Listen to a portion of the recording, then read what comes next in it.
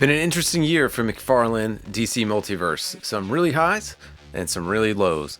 So here are my top 10 favorite Mcfarlane DC Multiverse action figures of 2025.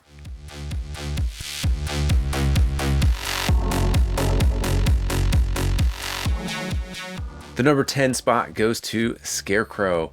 Now, just a disclaimer, I'm not grading any of these figures on articulation because for the most part, I would not have a top 10 list. For the most part, there are some figures that do articulate well. Scarecrow is not one of those figures. Of course, his arms move nice and freely. You can't move his legs because of this little tunic that he has. But overall paintwork, sculpt, this is a fantastic entry into my Batman Rogues gallery. I've never had a Scarecrow, not even as a kid. And just to be able to add him to the Rogues is fantastic. But they did a great job on this figure. So the sculpt work on the face, I think, looks amazing. He has those red eyes and the stitching around the mouth, and the face has the texture of one of those burlap sacks. So they nailed it there, and that texture kind of goes into other places on the figure. The whole figure has a beautiful black wash, so it really makes those details stand out. And I love the frills at the hands and at the ankles. So didn't come with much accessories, the sickle and a skull, but Mcfarlane figures usually don't. I do wish he could move a little better. He can't really move much of his legs, so if you're trying to get him in some dynamic poses, you probably won't. My only critique, other than articulation, is that I wish he came on more of a skinny body versus he's a little too bulked out for this look. But overall, it's a good Scarecrow figure, so my number 10 goes to Scarecrow. The number 9 spot goes to Wonder Woman. This is the Wonder Woman from the Godzilla 2-pack. I gave that Godzilla away to a young nephew of mine because I didn't need it, and this was kind of a hostage pack, so that's why it's so high up on the list, because it was such a pain in the butt to get a Wonder Woman, and then the design is not quite my favorite, but then also you had to pay a lot extra just to get this Wonder Woman and then unload a Godzilla figure if you wanted it. Now, for all intensive purposes, this is a good Wonder Woman figure. It's just not the design that I would have liked to see. I would have liked to see her with the star-spangled blue trunks that she has, but this looks like a mix of a comic design and probably the DCU tunic that she's wearing. So if I'm not being super picky, it does look like a great Wonder Woman, a more modern Wonder Woman, but there are a few things I wish were better. Her accessories were horrible. She came with a piece of string for her lasso of truth that looked like a piece of nylon that you could get at Hobby Lobby. So I don't even display her with it. And some highlights, I think the face sculpt is beautiful. And I love the highlights they put in her hair. They put some blue highlights there. So very reminds me of, kind of that illustration or coloring from comics. So it is a great Wonder Woman. I'm pretty sure that I jumped the gun on this one, and he'll release a single carded figure of her. But, for now, since I spent so much money on it, she's going to be up on the shelf. I will not purchase another Wonder Woman. This will be my new Wonder Woman. So, great figure. She actually moves pretty well. But, again, I wish I just had more of that classic design. So, number 9 goes to Wonder Woman. At the number 8 spot are the Batman Returns Penguins. These are not great articulated figures. They're only articulated at the wings. The figures that came out in 1992 were better articulated than these figures. You can move their heads, their feet, and their wings. Pretty much all you can do is lift these guys' wings. But they're beautifully sculpted, and they haven't been done since 1992, which I think is amazing. And you get a variety. So the larger size, the medium size, and then the little one here. So these came out great. Definitely not on my bingo card of what Mcfarlane would release this year. So he did some really interesting stuff. I think he took some risk, which is awesome. But the metal work on them, the sculpt work is cool. I would say the only thing that was super frustrating about these was getting them. So these sold out immediately. It's an army builder. I think there should always be plenty of inventory for people to buy. I actually got these from Nerdzoic. The biggest frustration is that not only did they sell out with the original sale, when Nerdzoic sold them, he sold them in a mystery pack where you had to buy these and then 2 other figures that you didn't know you were going to get. So don't know why these were incredibly challenging to get. If by any chance there happen to be a lot of leftovers, they're on sale, I'll probably pick up more. So My number 8 spot goes to these Penguins. At number 7, we have the Christopher Reeve Superman. I've never owned a classic blue and red, yellow Superman. Just didn't grow up with him as a kid. We were more of a Batman family. But to get the classic Christopher Reeve Superman and now to be able to pose him next to my Michael Keaton Batman, that is a dream for my display. So this is a great figure. I think they actually got the likeness pretty good. Like, this looks fantastic. This one, again, it's a common thread with Mcfarlane. I had distribution issues. So I ordered him as soon as he came online. And of course, the one time you don't want the variant, you get the variant. So I got the dark blue version of this, which I then had to sell on eBay and then find another place to find this guy because he was sold out everywhere. Luckily, was able to get him at retail, so I didn't have to go too crazy. But finally have this classic Christopher Reeve Superman on my shelf. I would say, at least on screen, he's one of my favorite Supermans. And, you know, comes with the fight stand, comes with a wired cape, so that's great. But, I mean, really for this, you had to nail the likeness. And they did. So that's great. I think they just released, or they're about to release, a deluxe version of him. Don't need him. I got this version, and I'm happy with it. So, number 7, Superman. At the number 6 spot, we have Commissioner Gordon. Now, I know this figure is mostly reused from Constantine, but I don't have this figure. So, for me, it's a completely new figure. I think getting Commissioner Gordon on the shelf with the rest of my Batman display is just fantastic. It rounds out the heroes. And, you know, they finally started putting guns back into Mcfarlane figures, which I think is great. And I like the younger look for Commissioner Gordon. I'm glad they didn't go with a gray, older man. This reminds me of Batman from Year One, or Commissioner Gordon from Year One. So I think they did a really good job with it. And it's a great civilian body figure. I think the tie, you know, they put the little extra detail on so you could see the actual flap behind it too. The belt is coming out. So even though this is reuse of another figure, I think it was well executed and used in this right way. So, you know, this is a smart reuse, if any. I've never had a Commissioner Gordon on the shelf before. So for my number 6 spot goes to James Gordon.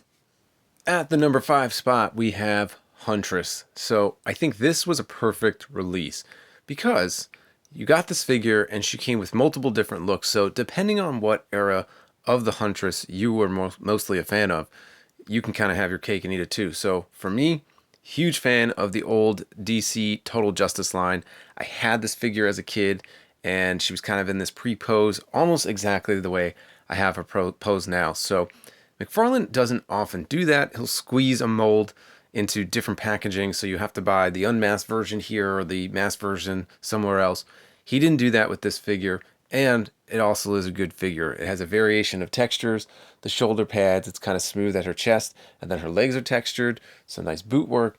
So did put a lot of love into this figure. Of course, she came with her iconic crossbow. I think she needs to. The wired cape, I like to have it posed in kind of this dynamic, flowing pose, which I think is just kind of reminiscent of the old Total Justice figure. So the only thing I would probably have wished, which I'll probably add myself, Wonder Woman had that blue shading in the hair. I think I'll do that for her. But just really happy to kind of round out those Total Justice figures, and a great addition to the display. Number 4 goes to the Michelle Pfeiffer Catwoman from Batman Returns. I wanted this figure to be higher up on the list, but there are a few things that I'm going to nitpick a little bit. From a distance, this is an amazing figure. I had this one as a kid. It has that same shiny plastic. She comes with the iconic whip. She even comes with a taser, which is pretty cool. And I think they nailed the likeness super well. Unfortunately, I think of the Batman Returns figures, she's not underneath the Penguins that don't articulate. But the one thing I think that is kind of a bummer is they didn't mold this part of the body, so they kind of put an overlay over the corset. So if you bend her in a certain way, this corset's kind of sticking up, which breaks the sculpt. It's not a big deal, but I think they could have done it a lot cleaner. They've done ton of female figures. This is a beautiful figure. It had to make at least the top 5. So for that, I'm going to put Catwoman at number 4. And with that being said, the Danny DeVito Penguin from Batman Returns will be my number 3. This is an awesome figure. Doesn't articulate worth a crap, but there's so much great detail on it that it needs to make the list. First of all, that Danny DeVito sculpt is amazing. Look at the different textures on the tie or the whatever you call that. But even the vest has some nice wash. You're not with this body top, you're not going to get much movement, but some great soft goods, and he has the flipper hands, which is great. He did come with an umbrella. I wish he came with one of the umbrellas that was opened. I think there's someone on Etsy selling them. I just never would have thought in a million years we'd be getting these figures. I think a Jack Nicholson has been announced, so that'll pretty much round out most of the original 4 movie villains with the exception of Bane. So could McFarlane squeeze that out before the end of the year? I don't know. I hope so. But getting this Penguin has been a dream come true. Pairing him next to the Catwoman, I think it looks fantastic. So for my number 3, Penguin. My number 2 spot goes to the Green Arrow, more specifically Connor Hawke. This is a figure that I thought would never get made, and I'm so happy it did. So this was my Green Arrow. Growing up in the early to mid 90s, reading comic books, when I was reading DC, this was the Green Arrow that was making an appearance. This is also the Green Arrow that had a Total Justice figure that was one of my favorite figures. So to get him and have him look actually fantastic is amazing. They did some nice texturing on the body with this leather work, right? And then the face sculpt is just that more youthful looking Green Arrow. I think before Green Arrow always kind of had that Don Quixote facial hair. I didn't like it. He looked too much like Robin Hood. He came with some great accessories with the bow, the arrows. Unfortunately, he didn't come with a single arrow. That's actually from my Super 7 Robin Hood figure, which is a terrible figure. But this figure is great. I've actually had so much fun posing this guy. I like to keep him like that, like he's starting to tighten up an arrow. But really, I mentioned with the Huntress, the Total Justice figures. This is probably one of the figures from that line as a kid that I played with the most. To get this updated version and for him to actually come out pretty good is exciting. Now I just wish McFarlane would give us a better Tim Drake Robin Reborn from that era so I can pair him up with this Green Arrow. Now time for some honorable mentions. Now this one didn't make the top 10 list. I just got it for Christmas. I'm going to put this Penguin and the Max Shrek, which I don't have yet. I'm getting it for my birthday in like 2 days. But they didn't quite make the list. They're not favorites. I've seen the figures before. They look like great figures. Not necessarily in my top 10. But one, to get Max Shrek, pretty cool. Again, never a figure I thought we'd ever make. When we talk about dream projects from HasLabs or other companies, McFarlane just packages it up and ships it to you, which getting this duck, I would have never put on my bingo card. And I've said that a bunch of times, but it looks amazing. The wash, the details, the wheels, he even put like little speaker holes there or whatever those are. The Penguin figure is not that great. His legs are kind of wonky to move. And, you know, it rolls back and forth. It doesn't make any noises or anything, but that's fine. If that's what you got to do to keep it at a low price point, I'm all cool with it. The only problem now is where am I going to find room for this? So I have a bat signal popcorn bucket that I'm probably going to need to retire so that this can go on the shelf. So honorable mention, I think this thing's fantastic. Hopefully if you guys see it in stores, you pick it up or you've already ordered it, but what a piece to look at. And I think it's going to draw a lot of people's attention when they step into your toy room. They're going to look over and say, what the hell is that duck? Second honorable mention goes to Two-Face. Again, another Batman's Rogue. I think this one was fantastic. And, you know, it's just another suited body, so he didn't quite make the list.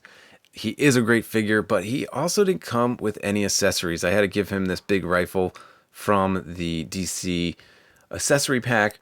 There was 2 different versions of him. There was the black and white version and then this colorful version, which is the one I wanted because I remember the first figure of Two-Face had this purple and orange kind of look to him. And I remember the old one had a giant coin molded in his hand. So at least they molded the small coin into this hand. I think maybe a little homage to that. But this is a great figure. The face sculpt is crazy. So, you know, I get a lot of joy out of this particular figure. I think he looks great. And again, one more Batman's Rogue on the shelf. So honorable mention goes to Two-Face. My number 1 top McFarlane figure of the year goes to Batgirl.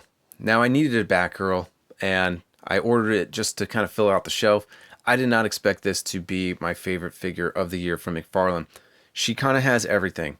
Great face sculpt, great sculpt work on the body, wire cape, the hair is beautiful. She comes with awesome accessories, and she can pose really well. So this is a figure that I knew I needed, but I didn't think that when it came out, it would actually be as good as it is. And it just kind of hit all the marks. So now my Bat family is complete. Really excited, really happy to get her on the shelf. And again, this one just has it all. Paint, sculpt, posability. What else could you ask for? She did come with a Batarang, but I think this accessory, it really solidified it for me. So when you get her in some pretty cool flying poses, she's an awesome figure. So number 1 goes to Batgirl. And here we are, folks, my top 10 DC Multiverse Mcfarlane figures of the year. Very Batman heavy, I just realized that, but got a few others in there. Anyways, he gave us a lot of figures that I never thought would be made, and I'm hoping he rides off into the sunset in 2026, rounding out some of these collections. So for my top 10 DC Multiverse Mcfarlane figures, here it is. Hope you enjoyed, and stick around, we got some more. So until the next episode, we'll catch you next time.